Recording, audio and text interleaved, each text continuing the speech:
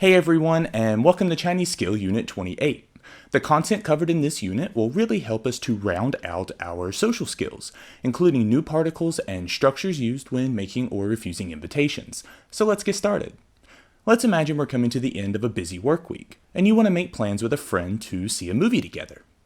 You can say to your friend, 我们一起去看电影吧, which means let's go see a movie together. In Chinese, when making a suggestion like this, we need to use ba at the end of the statement in order to soften the tone and help us sound more polite. Like in 我们一起去看电影吧. Let's go see a movie together. Another common social activity, 爬山, means hiking. 爬 is the verb for climb, and 山 means mountain. However, 爬山 only refers to basic hiking by foot, nothing steep that requires actual climbing. So how would you politely suggest to me, let's go hiking together? 我们一起去爬山吧. 我们一起去爬山吧. Let's go hiking. Good job. Now that we know how to make polite suggestions, let's look at how to respond to them. If a friend says to you, 明天我们一起去逛街吧. Let's go window shopping tomorrow. To respond positively, we can simply say 好啊,好啊, which can be interpreted as okay, sounds great. On the other hand, if you wanted to refuse the invitation, we can first casually apologize by saying 抱歉, sorry. Then we can use this structure, time, subject, plus 有事, to express you will be occupied at some specific time. 有 means have, and 事 means matters or things. 有事 means to be occupied or to be busy at a specific time. You can say 明天我有事. 明天我有事, which means I have things to do tomorrow, or I'm busy tomorrow. So if I say to you, 今天下午我们一起去健身吧. Let's go work out this afternoon together. How can you politely refuse and say, sorry, I'm busy this afternoon? 抱歉,今天下午我有事. 抱歉,今天下午我有事. Sorry, I'm busy this afternoon. Good job. Quick note here. For this time, subject plus 有事 structure, it's also okay for the subject to come before the time phrase. So you can also say 我星期六有事. I'm busy on Saturday. So using the subject first, how would you say I'm busy tomorrow? 我明天有事. 我明天有事. I'm busy tomorrow. Good job. Looking back at how to respond positively to a suggestion, besides 好啊 for sounds great, we can also choose to say 没问题.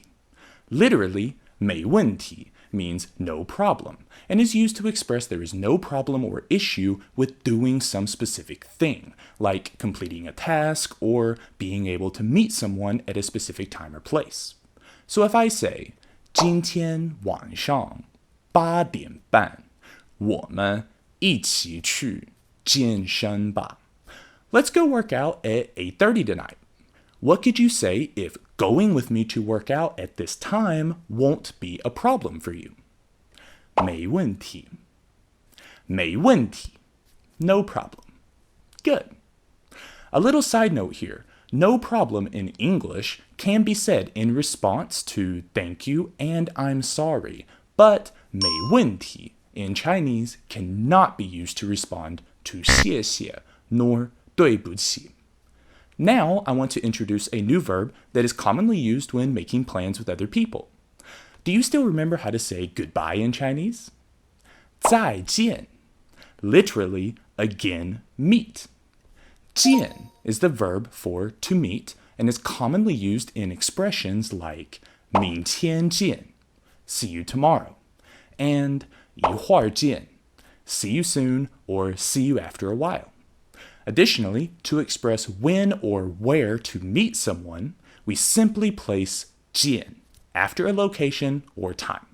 For example, you can ask 我们几点见, which means what time should we meet? To suggest a time, we could say 我们6点见吧. Let's meet at 6 o'clock. So how would you say, no problem, see you at the restaurant's entrance at 6 o'clock? 没问题. 6点餐厅门口见. 没问题. 6点餐厅门口见. No problem. See you at the restaurant's entrance at 6. When talking about places like restaurants, we need to use the appropriate measure word, which is 家. As a measure word, 家 can also be used with shops, movie theaters, factories, enterprises, institutions, etc. For example, 那家餐厅, that restaurant, or 这家电影院, this movie theater. So how would you suggest, let's go eat at that restaurant on Saturday? 星期六我们一起去那家餐厅吃饭吧。星期六我们一起去那家餐厅吃饭吧. Let's go eat at that restaurant on Saturday. Did you get that right? And while we're on the subject of nouns that use 家 as their measure word, any place that has 馆 at the end of its name, like 茶馆 for tea house or 博物馆 for museum, these places generally specialize in some particular type of service. 美术 means art. So how would you say an art gallery? 一家美术馆. 一家美术馆, an art gallery. And 体育 means sports or physical education. So how would you say a gymnasium or a sports complex? 一家体育馆. 一家体育馆, a gymnasium. Good job.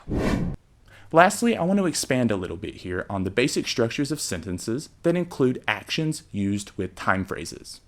When saying a sentence like 我明年去中国, I'm going to China next year, the structure used here is subject, time, verb phrase. If the time phrase comes after the subject, this actually places emphasis on the verb phrase's action. But if the time phrase comes before the subject, like in 星期六我去打篮球, on Saturday, I'm going to play basketball. Now the emphasis is being placed on the time that an action occurs. I know that may be hard to understand, so let's take a look at a few more examples real quick. Imagine your friend asks you, 周末你打算做什么?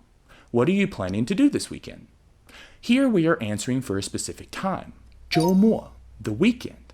So answering for Saturday, we can say, 星期六我跟朋友去看电影. On Saturday, I'm going to the movies with a friend. The main point is what we're doing on Saturday. When the time phrase comes first, the emphasis is on time. But now if your friend asks you, 你什么时候去中国? When are you going to China? Here, the subject comes first, and we're giving an answer for time based on the action from the verb phrase, 去中国. Going to China is the focal point here. The emphasis is on the action. Using the subject first, how would you say, I'm going to China next year? 我明年去中国. I'm going to China next year. Good job. Bye bye.